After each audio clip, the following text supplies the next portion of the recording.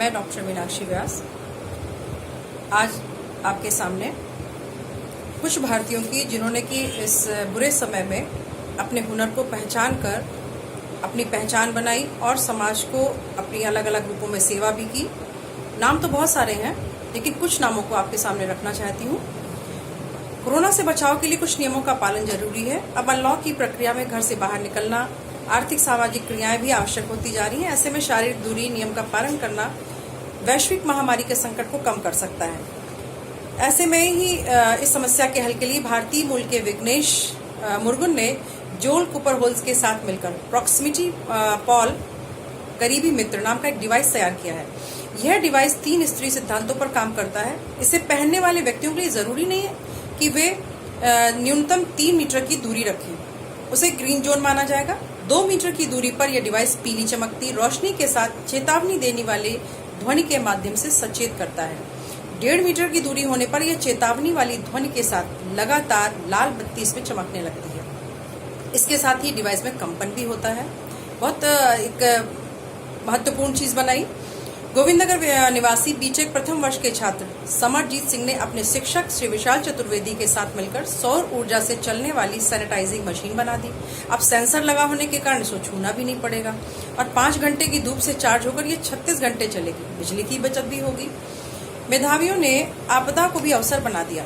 IIT ने कम कीमत वाले वेंटिलेटर, सस्ती PPE kit, positive pressure respirator system, corona killer box, sanitisation tunnel, fake news app, 4 व 5 layer वाले मास्क, एंटीवायरल नेजल फिल्टर बनाए हैं। उत्तराखंड स्थित पश्चिमी रामगंगा घाटी में स्थित 20 गांव की सैकड़ों महिलाओं ने कोरोना काल के 3 महीनों में मोटे अनाज से पौष्टिक व रोग प्रतिरोधी रेडी टू ईट खाद्य पदार्थ तैयार कर अपने उत्पादों को नई ऊंचाइयों तक पहुंचा दिया।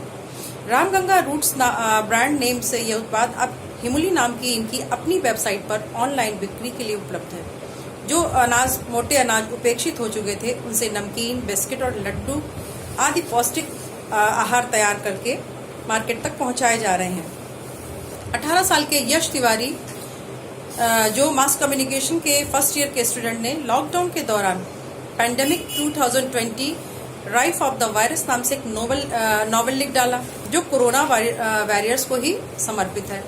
320 पृष्ठों का यह उपन्यास 1 महीने से कम समय में पूरा कर डाला।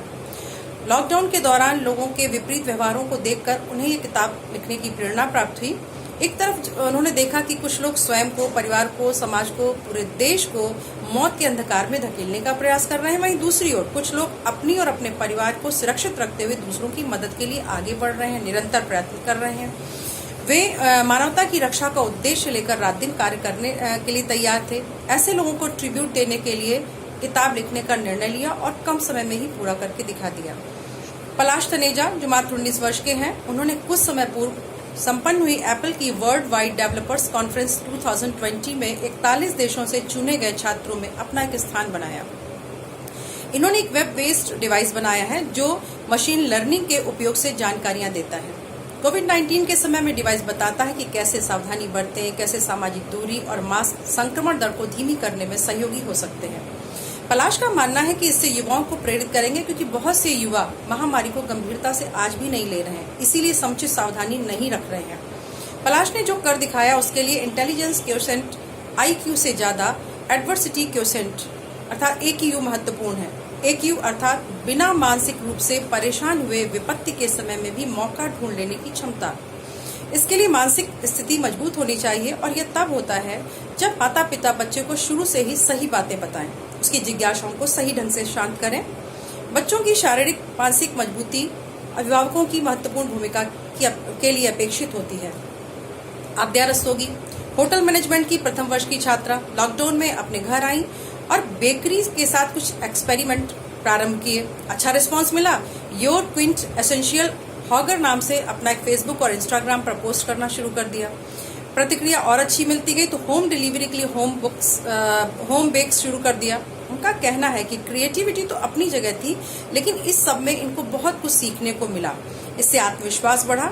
अब पढ़ाई के साथ इसे मैनेज करने की कोशिश करेंगे। इन सब के अतिरिक्त बहुत सारे नाम हैं जिन्होंने इस बुरे समय को अभिशाप नहीं बल्कि वरदान बनाने के लिए अवसर ढूंढ लिया। तनाव अवसाद से भी बचे और अपने लिए राह भी तलाश ली।